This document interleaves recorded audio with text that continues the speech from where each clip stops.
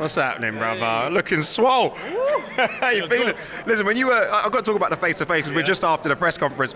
Did you notice anything about Jake Paul that you can, size-wise, height-wise, mentality-wise, that you can kind of take into the fight as an additional piece of, I guess, motivation? The guy's in trouble, honestly. There's nothing I can say about Jake Paul. He is what he is. You know, he's similar height to me, similar weight to me.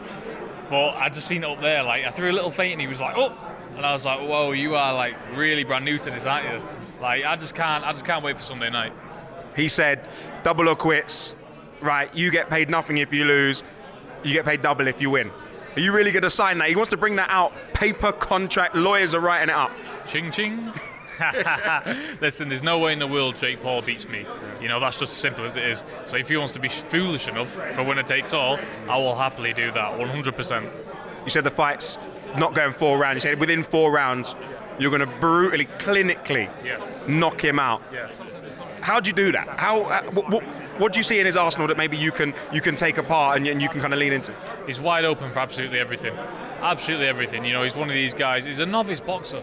You know, that's it at the end of the day. Whatever shot I throw and it lands, it'll put him over because he's never had his jaw tested.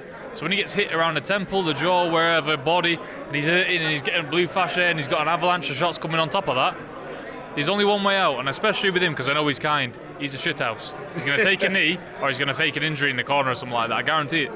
He says you haven't been 12 rounds, you haven't been 10 rounds, you haven't been 8. What do you say to that? Do you know that your training has put you in a position where you can do those kind of the long stints in the back end, the championship rounds of fights? Well, 100%. I've been sparring 12 rounds in the gym 3 times a week with 3 different people. And they're champions who I'm sparring with. So we'll see if I can do 8 rounds on the night. We've trained for it, but it ain't going to go 8 rounds. There we go. I can see you've got a different level of confidence. Even when you're stood up there, you know, the way you're talking, I've heard a lot of people around, they said the way you're talking, you can't lose, right? No, definitely not. I know my ability. That's the main thing here. It's not like it's a genuine 50-50 fight. I know my ability. I know his ability. I've got the perfect team around me to assess that. And I'm the winner every single time. 10 times out of 10.